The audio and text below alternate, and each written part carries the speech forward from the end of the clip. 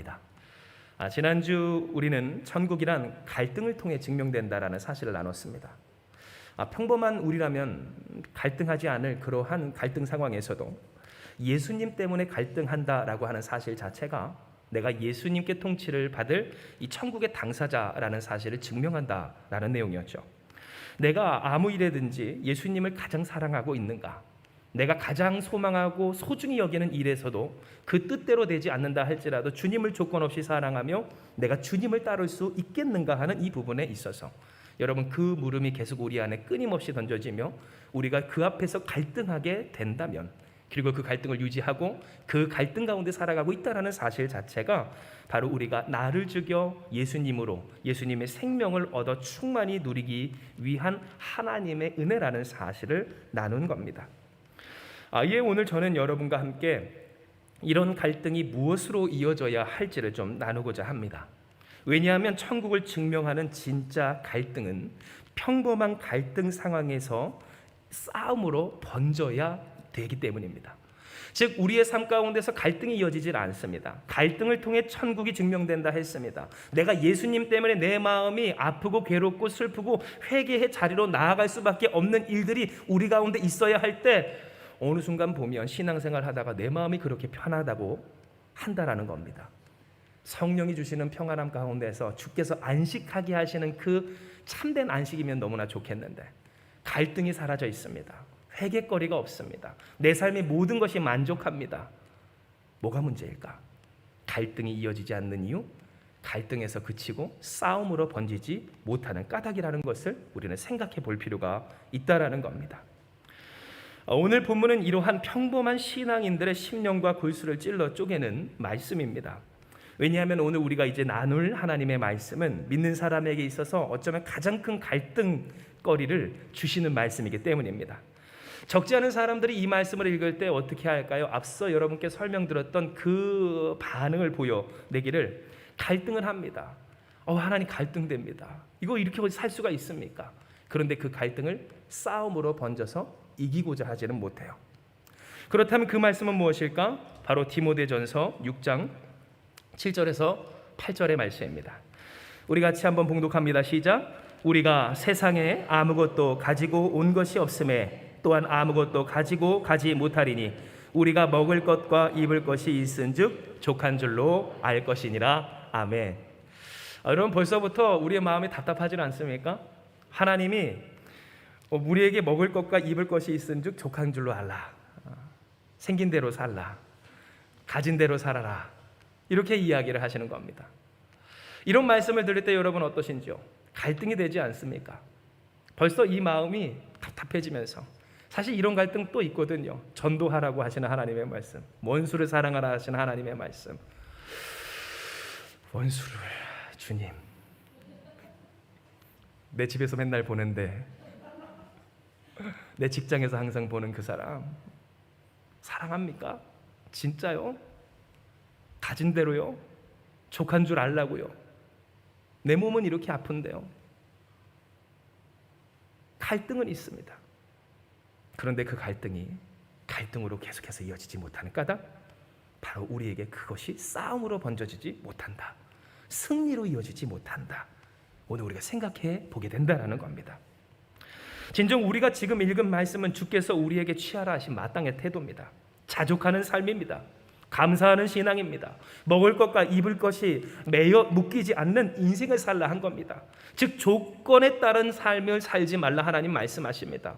내 상황이 이러니까 이럴 수밖에 없습니다라고 하는 그러한 이야기를 하지 말라고 하실 때, 여러분 지난 우리가 시간에 함께 나눴던 것처럼 집사 빌립이 사마리아 땅에 갔습니다. 교회가 폐화됐습니다. 박살이 났습니다. 이제는 나에게 있어서 남은 것도 없습니다. 신앙인으로서 드러낼 것도 없습니다. 그 가운데 사마리아 땅에 갔습니다. 사마리아는 소망이 없었습니다.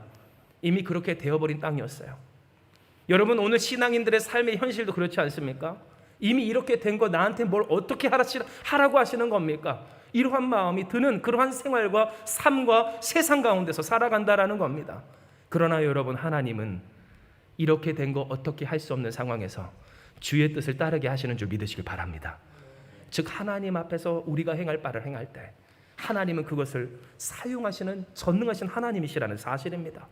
즉 하나님께서 우리에게 원하시는 것은 무엇인가? 상황에 짓눌리는 인생 아닙니다. 형편에 묶인 그러한 사람 아닙니다. 조건이 그렇다, 소유가 그렇다, 내 지금 상태가 그렇다는 것에 일희일비하며 그것에 매여 있는 인생이 되는 것이 아니라, 여러분 우리가 진짜 바라는 것처럼 물 위를 걷는 인생 되시길 주님의 이름 축복합니다. 마른 땅 광야길을 주님의 은혜 가운데 걸어가는 인생 되어라. 오늘 하나님께서는 우리에게 갈등을 통해 싸우게 하시며 이기게 하시는 은혜로서 이 은혜를 우리에게 허락하여 주신 겁니다. 그러나 안타깝게도 함께 나눴던 그 생각과 같이 하나님의 이러한 명령과 지시는요, 너무나도 쉽게 거절이 됩니다. 계속 이렇게 사는 것이 하나님의 뜻입니까? 내게 있는 것에 자족하라는 것이 하나님의 축복의 결국입니까? 내 삶 가운데 하나님이 계획하신 뜻이 고작 여기서밖에 안 됩니까? 주님, 나에게도 더 큰 것, 더 큰 은혜, 더 귀한 인생, 또한 더 귀하게 쓰임받는 그런 하나님의 사명과 축복을 주시면 안 됩니까? 오늘 우리의 삶 가운데 하나님의 이러한 말씀이 우리에게 주어질 때마다 갈등은 생겨나지만 당장 눈앞에 또 그 마음에 있는 여러 가지 계산 속에서 그 갈등이 싸움으로 번지지 않는다는 사실을 우리는 계속해서 확인할 수 있게 되는 겁니다. 이런 반응은 이후 읽을 9절의 말씀, 그 말씀을 읽는 신앙인의 모습에서 정말 쉽게 발견이 됩니다. 이는 기록된 바 9절의 말씀이에요. 우리 같이 한번 읽습니다. 시작. 부하려 하는 자들은 시험과 얼무와 여러 가지 어리석고 해로운 욕심에 떨어지나니 곧 사람으로 파멸과 멸망에 빠지게 하는 것이라. 아멘. 이렇게 이야기하셨고요. 여러분, 이 말씀은 더 구체적입니다. 자족하라, 만족하라, 감사하라. 먹을 것 있고 입을 것 있지 않니? 저도 보시면 아시겠지만 덩치가 많이 옆으로 늘어나 있어요. 네, 먹는 것도 잘하고 소화하는 것도 잘합니다. 그러니 여러분, 저에게도 있어서 벌써부터 그 앞전의 말씀이 갈등이 됩니다. 아, 하나님, 이만큼 먹는 것, 이만큼 입는 것, 이만큼 누리는 것 쉽지가 않은데요. 특별히 제가 지금 위에 상체 사이즈가 3X 라지에서 더 나가고 있습니다. 그래서 사모님이 저한테 그래요. 뒤에 계신 사모님이 지금도 저를 바라보고 있는데, 여기서 더 커지면 안 된다. 운동하지 말고 벌컥 시키지 말고 더 먹지 마라. 옷이 없다. 이제 더 이상 한국 브랜드 안에서는 저를 감당할 수 있는 브랜드가 없어지고 있는 거예요. 그런데 여러분 보십시오. 맞아요. 제가 이 말씀을 저의 삶에 적용하면 이제 줄여야 합니다. 자족해야 합니다. 만족해야 합니다. 그쳐야 합니다. 더 부풀리지 말아야 해요. 사이즈에 집중하지 말아야 된다는 거예요. 뭐 집중하진 않았지만 줄이려고 노력해야 될 때, 그런데 여러분 벌써부터 그게 갈등이 되잖아요. 그런데 거기서 하나님은 더 한 걸음 나아가서 뭐라 하세요? 부하려 하는 사람들, 먹을 것에 매이고 또한 입을 것에 매이고 내 삶의 사이즈와 그런 상태와 수준에 매인 것뿐만 아니라 더 나아가서 내가 생각하기에 나를 행복하게 할 그 조건을 만들어 놓고 그 조건을 향해 나아가는 사람들에게는 시험이 가득하답니다. 올무가 가득하답니다. 여러 가지 어리석고 해로운 욕심에 떨어지게 된답니다. 사람이 파멸과 멸망에 빠지게 한다는 하나님의 말씀을 주신 겁니다. 그런데 문제는 과연 이러한 말씀을 듣고 삶의 현장으로 들어갔을 때 과연 이 말씀이 우리의 삶 가운데 잘 이루어지고 소화되느냐는 겁니다. 앞서 여러분께 말씀드렸다시피 여러분, 우리가 음식을 섭취할 때에도 음식을 섭취한 우리의 몸 안에서는 싸움이 사실 일어난다고 해도 무방할 겁니다. 소화한다는 것 자체, 그 행위 자체가 우리에게 있어서 그것을 씹어 삼켜 우리 안에서 우리 안의 것으로 소화하는, 그러한 우리 안의 것으로 흡수하는 그러한 끊임없는 싸움이 일어난다는 것을 우리가 생각을 해볼 때, 말씀이 우리 가운데 소화되는가? 말씀의 진정 우리 것이 되는가? 우리의 인생으로 체화되는가? 우리의 현실이 되는가? 그래서 한마음교회에서 이야기하는 것처럼 복음이 실제가 되는가? 이 부분에 있어서 여러분, 적지 않은 신앙인들이 신앙생활을 하다가 종종 듣는 말이 뭐예요? 당신은 신앙생활을 참 그렇게 오래 했는데 어쩜 변하는 게 하나도 없어? 이런 말을 듣게 되기도 한다는 거예요. 물론 여러분, 저도 압니다. 이 시대 개인의 확실한 행복에 이끌리는 시대와 세대입니다. 저희가 마음하실 학원이라는 어떤 선교적인 그 거점 사역을 진행하면서 부모님들을 만나게 되더라도, 제가 어렸을 때만 하더라도 이 부모님 세대에 있어지는 일들을 보면 아이를 위해서라면 어디든지 가는 모습을 보게 된 것을 기억합니다.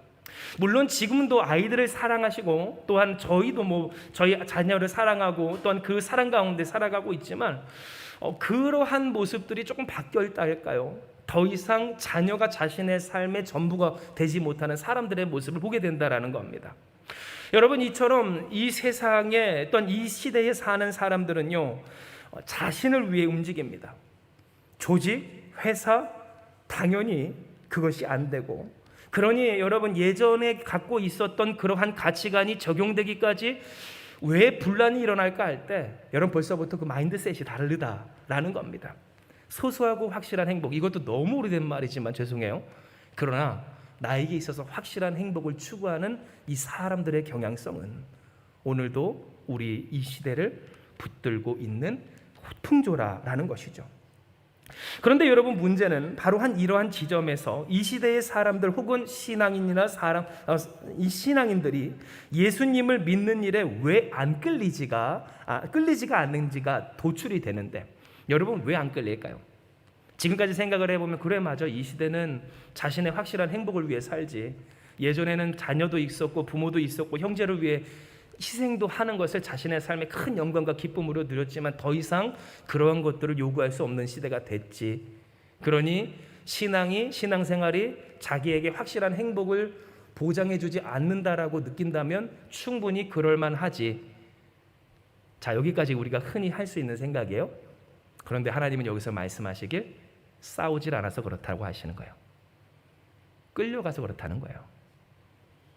여러분, 정말 맞습니까?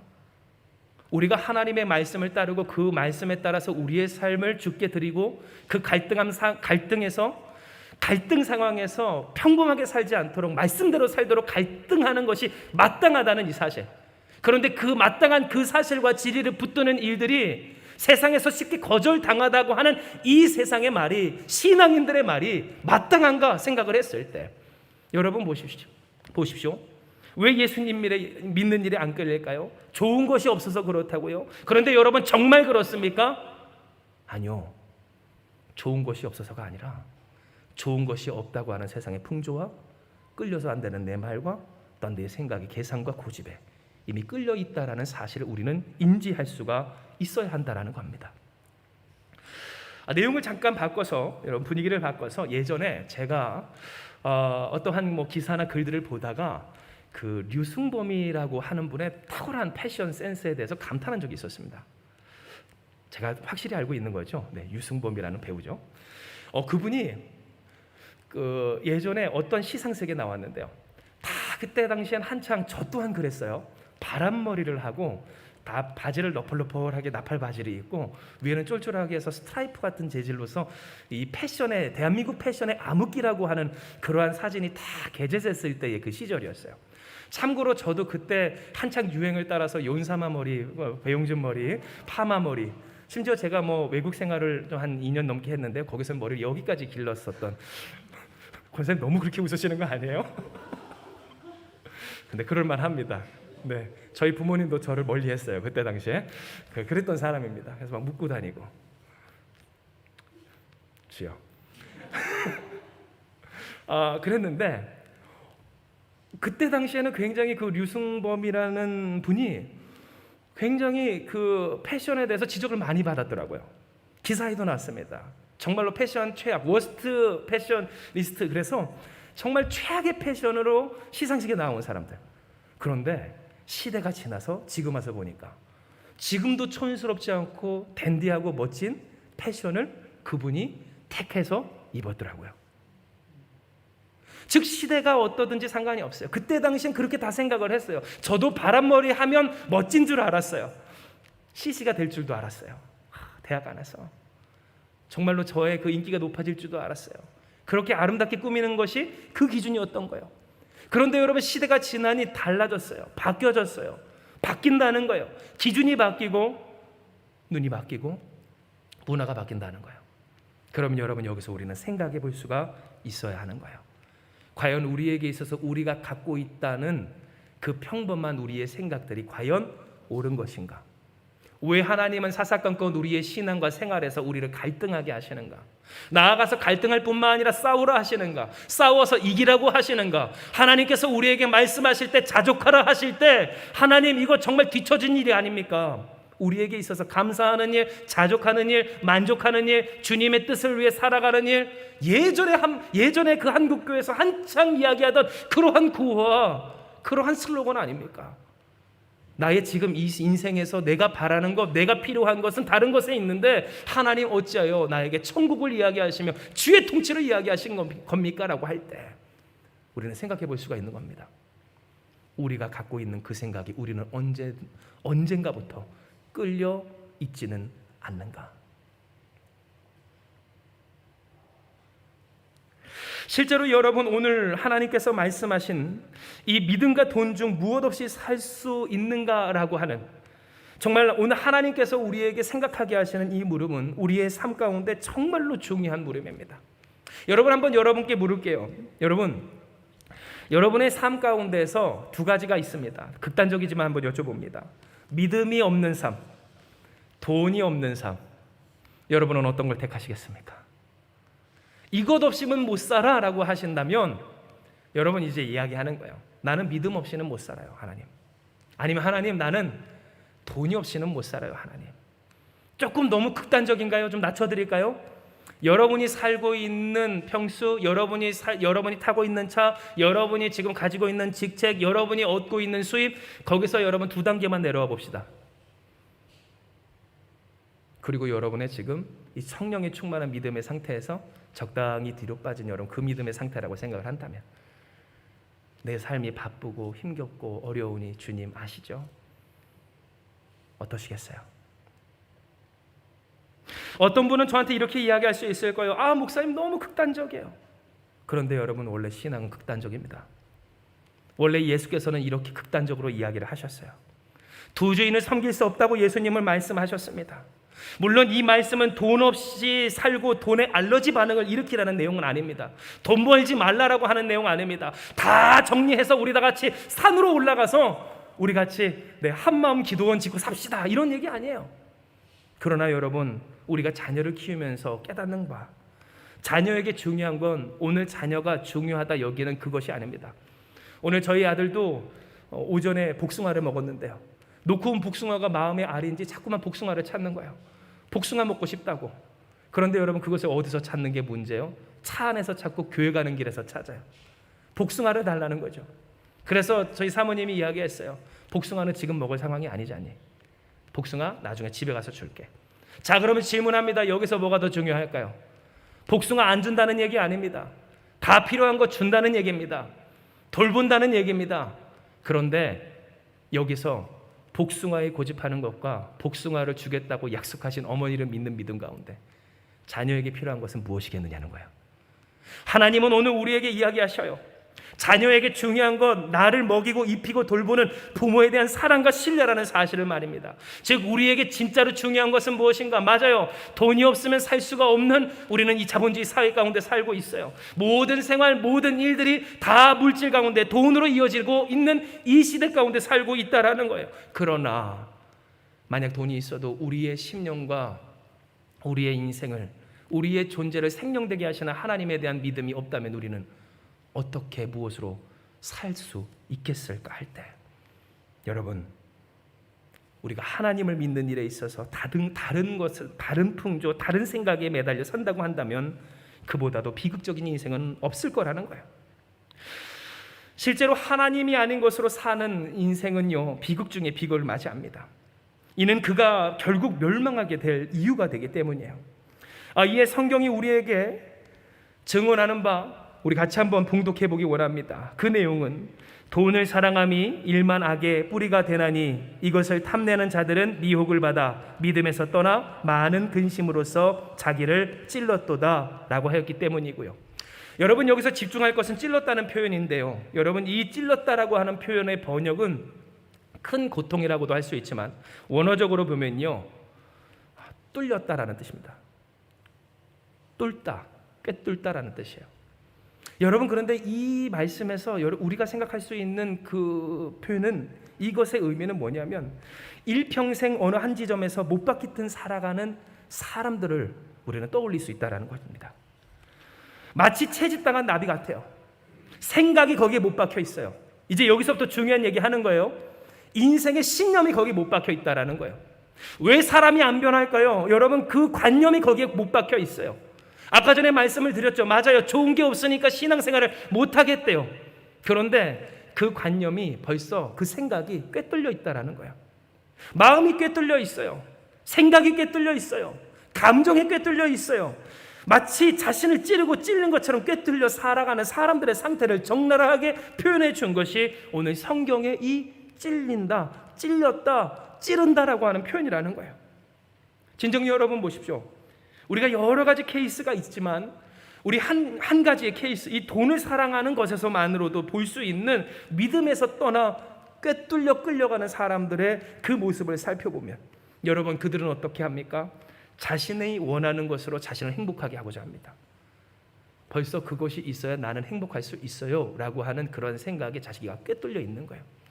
그러니 여러분, 하나님의 은혜가 그 앞에서 휘황찬란하게 펼쳐져도 그것에 자기의 마음이 함께 뛰놀까 할 때, 목회를 하면서 그런 분들 볼 때마다 가슴이 아파요. 하나님께서 역사하고 계심에도, 하나님께서 그 가운데 주장하고 은혜 주시고 또한 응답하심에도 불구하고 내가 원하는 그 응답이 내 눈앞에 딱 떨어지기 전까지는 그 마음에 감동이 없는 거예요. 잠시 잠깐 하나님 앞에 가서 말씀을 듣고 눈물을 흘리고 감사하고 찬송하고 예배할 수는 있어도, 여러분, 앞서 말씀드렸다시피 그 인생이 변화하지 않아요. 하나님 역사의 핵심은 뭐라고 그랬어요? 변하는 일에 있다고 하였어요. 날마다 변하는 여러분 되시길 주님의 이름 축복합니다. 주님으로 말미암아 변해야 되는 우리라는 거예요. 그런데 변하지 않습니다. 생각이 바뀌질 않습니다. 고집이 꺾이질 않습니다. 내가 원하고 하나님 앞에 설정한 인생의 계획과 뜻이 바뀌질 않는 거예요. 그렇게 자꾸만 그 수많은 근심으로 자신을 찌릅니다. 염려할 것 없는 하나님의 은혜가 내게 있어서 내가 예수님을 무조건적으로 사랑해도 걱정할 것 없는 그 사랑이 나에게 부어지고 있음에도 불구하고, 하나님, 내게 복숭아가 없는데요. 아버지, 내가 이것이 아직 필요한데요. 하나님, 나한테 어떻게 자족하라 살라 하십니까? 만족하라 살라 하십니까? 이 모양대로 살라 하십니까? 이렇게 살라 하십니까? 하나님께 은혜에 감사하지 못하는 사람들의 모습을 우리는 보게 된다라는 거예요. 그리고 정말 이 지점에서 가슴 아픈, 정말 가슴 아픈 일은, 실망이 절망이 되고 근심이 두려움되고 실패가 현실이 된 사람들에게는요, 어떻게 될까요? 믿음이, 신앙이, 복음이 안 될 것이 되더라고요. 여러분에게 있어서 복음은 될 것입니까? 안 될 것입니까? 여러분에게 있어서 하나님은 전능하신 분입니까? 아니면 무력하신 분입니까? 오늘 우리에게 있어서 주님이 말씀하신 그 뜻은 반드시 이루어질 하나님의 말씀이 되고 있습니까? 사랑하는 여러분, 주의 말씀이 성취되는 여러분 되시길 주님의 이름으로 축복합니다. 그렇다면 여러분, 우리는 어찌하면 좋을까? 그래서 주님은 우리에게 말씀하시는 거예요. 싸워라. 싸워라. 그래서 싸워라 하십니다. 이기지 못했다고요? 그러니 싸워야 한다고 하십니다. 꿰뚫려 있다고요? 그러니 싸워야 한다고 하십니다. 완전히 박혀서 벗어날 수 없습니까? 그러니 싸워야 한다고 주님은 말씀하시기를. 여러분, 우리에게 싸우라 하신 하나님, 너무하지 않은 까닭이 뭘까요? 하나님 우리에게 부르시길, 우리 같이 한번 따라합시다. 너 하나님의 사람아 하시기 때문입니다. 옆에 있는 분에게 이렇게 한번 인사할까요? 하나님, 당신은 하나님의 사람입니다라고 인사합시다. 시작. 당신은 하나님의 사람입니다. 아멘. 그렇다고 또 집에 가서 이렇게 얘기하시면 안 되는 거 알죠? 야, 하나님의 사람. 하나님의 사람. 그래요. 진심으로 축복하시고 고백하세요. 우리는 하나님의 사람이라는 거예요. 이에 하나님은 우리에게 11절 말씀하십니다. 우리 같이 한번 읽습니다. 시작. 오직 너 하나님의 사람아, 이것들을 피하고 의와 경건과 믿음과 사랑과 인내와 온유를 따르며. 아멘. 오늘 주님은 말씀하세요. 너 하나님의 사람아, 이것들을 피하라. 그리고 따를 것을 따라라. 벌써부터 이 말씀을 통해 드러내십니다.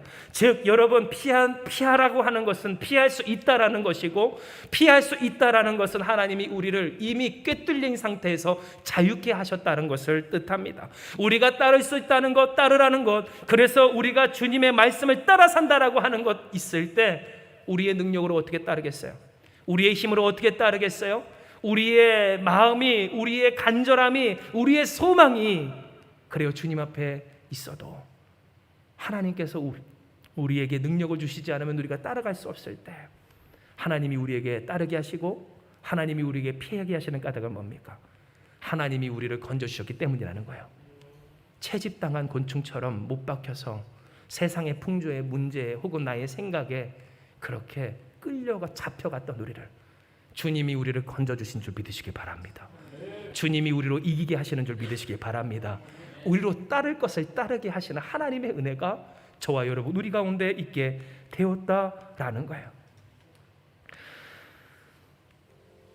그러므로 여러분, 말씀을 정리할 때 오늘 우리의 인생 가운데는 맞습니다. 누구라도 연약해질 때 찾아옵니다. 내려가다 못해 바닥을 뚫고 들어가는 때도 있고요. 또 어느 곳에도 기쁨이 없고 소망이 없는 것 같을 때 분명히 있습니다. 정말 채집당한 곤충처럼 완전히 꿰뚫려 박혀 있을 때 있다라는 겁니다. 내 삶에 이것이 전부가 되는데, 내 삶의 이 부분이 이 문제에서 벗어날 수 없는 그러한 큰 힘을 당하여 우리가 눌리고 어려움을 겪을 때가 있다라는 거예요. 그래서 오늘 누군가는 그 절망감에 꿰뚫려 있을 거고, 누군가는 무력함에 꿰뚫려 있을 겁니다. 누군가는 두려움에 꿰뚫려 있을 거고, 누군가는 고통과 슬픔에 그럴지도 모른다는 겁니다. 누군가는 여러분 그 일평생을 원망에 꿰뚫려 있습니다. 누군가는 그 자신의 삶의 욕심을 아직 버리지 못하고 거기에 꿰뚫려 있습니다. 그러니 여러분, 누군가는 싸우지 못하고 붙잡혀갑니다. 갈등은 하는데 주님의 말씀에 갈등으로서 내 심령의 성령의 그 반응은 있는데 그것이 나의 실제적인 삶의 싸움으로, 투쟁으로, 승리로서 이어지지 못한다는 겁니다. 그러니 여러분, 오늘 어떤 사람들은 어떠한 표본이 될까요? 하나님 아닌 것으로 살다가 확실히 멸망할 표본으로 끝이 나고 맙니다. 하나님을 믿었는데, 주님을 따랐는데, 그러나 끊임없이 갈등을 하다 싸우질 못하고 이기질 못하여서 하나님 아닌 것들로 살다가 멸망하여 잠들다. 마치 어린 시절 우리가 가지고 있었던 곤충 채집 틀에 박힌 그 나비와 벌과 잠자리처럼 하나님께 축복받은 사람의 견본이 되는 것이 아니라 하나님으로 살지 못해 멸망한 사람의 표본이 되는 사람들을 우리는 보게 된다라는 겁니다.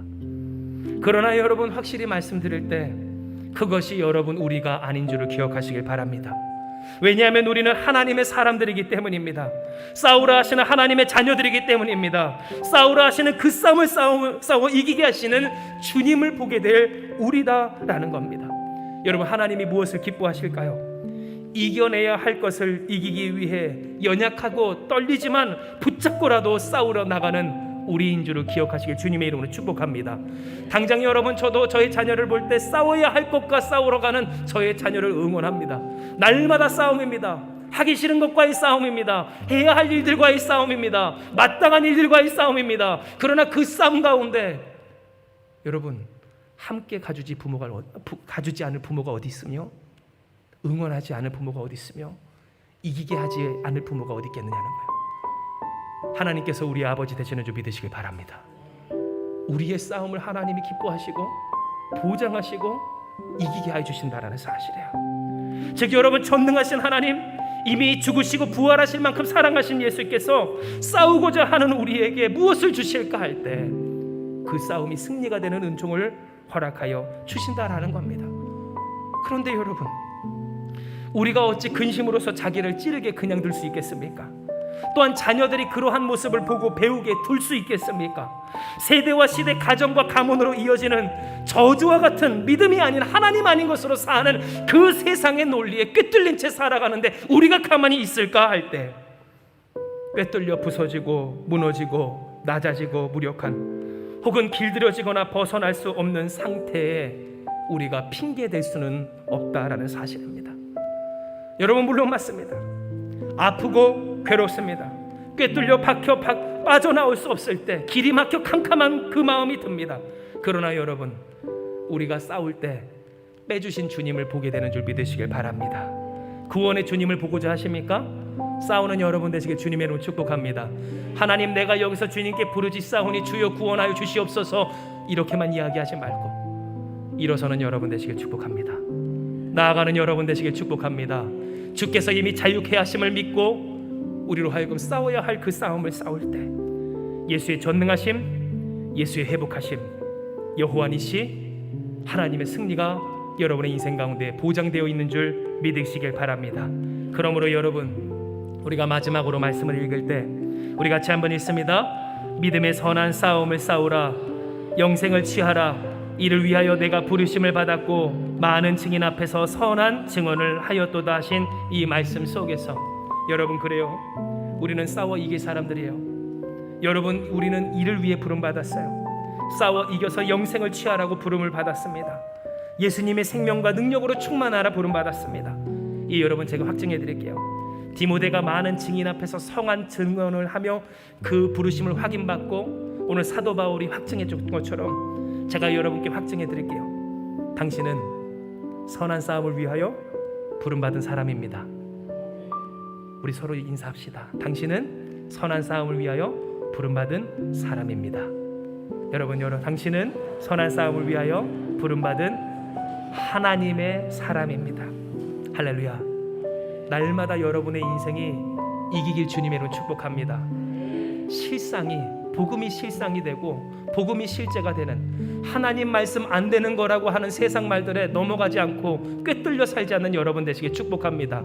엄마 항상 예수님께 기도하는데, 아빠 항상 신앙생활 하는데 우리가 하나님 말씀대로 된 것이 무엇이냐고 있는 그 세상의 도전 앞에서 하나님의 말씀대로 이루어지는 역사가 여러분의 인생과 삶의 실제가 되길 주님의 이름으로 축원합니다.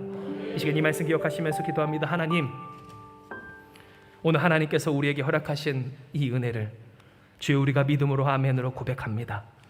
아버지, 주께서 우리에게 허락하여 주신 천국의 증거, 그 갈등을 가지고 우리가 싸우고자 하오니 주님, 싸워야 할 것과 싸우는 우리 되게 하여 주시옵소서. 우리가 주님 아닌 것으로 싸우고자, 아버지, 살고자 하는 그 연약함 가운데 있을 때를 있었음을 주님은 아시오지. 주님, 우리가 회개하고 주님 앞에 나아갈 때 주여 역사하여 주셔서 우리의 심령이 주께 붙들려 주님으로 말미암아 날마다 이기는 인생 되게 하여 주시옵소서. 그러나 하나님, 아버지, 때로 우리의 마음이 낮아질 때 있습니다. 우리가 연약할 때 있습니다. 우리가 바로 보니 완전히 박혀 꿰뚫려 도저히 빠져나갈 수 없는 상황과 환경과 형편 있을 때가 있음을 주님은 아실 때 주여 자유케 하시는 주님을 붙들게 하여 주시옵소서. 주님의 바짓가랑이라도 붙들고 굿자락이라도 붙들고 싸우고자 나아가는 우리 되게 하여 주시옵소서. 기뻐하시는 주님, 이기게 하시는 주님, 우리를 사랑하여 주시는 주님의 은혜에 당사자 되는 우리가 다 되게 하여 주시옵소서. 함께 하시는 주님께서 이 세상의 주님의 승리가 무엇이고 하나님의 말씀이 어떠한 것인지를 깨달아 누리게 하는 축복의 견본이 바로 여기 모인 우리 모든 성도들 우리가 되게 하여 주실 줄을 믿사오며 모든 말씀 사랑 많으신 예수님의 이름으로 기도드리옵나이다. 아멘. 이 시간 주신 말씀 기억하시면서 우리 계속해서 인사하고 축복해요. 포기 말고 싸워 천국을 누립시다라고 인사합시다. 시작. 포기 말고 싸워 천국을 누립시다. 아멘. 여러분, 포기 말고 싸우는 여러분 되시길 주님의 이름으로 축복합니다. 제가 어떤 목사님이 저한테 배완 목사 왜 자꾸만 몸이 점점 커져? 그렇게 물어보실 때 제가 그래서 잡았거든요, 컨셉을. 목사님, 저는 마동석 같은 목사님이 될 거예요. 문제? 따라와. 한 방에 그냥. 근데요, 진짜 능력은 주님께 있고요, 제 팔뚝에 있지 않더라고요. 우리가 주님을 의지하고 주님을 의지하여 싸우면 주님이 이기게 하여 주시는 줄 믿으시길 바랍니다. 그래서 오늘 특별히 우리가 결단 찬송은 기쁨으로 나아갈게요. 기쁨으로 우리의 작은 낮은 마음을 주님 앞에 드리기 원합니다. 우리 찬양하시겠습니다.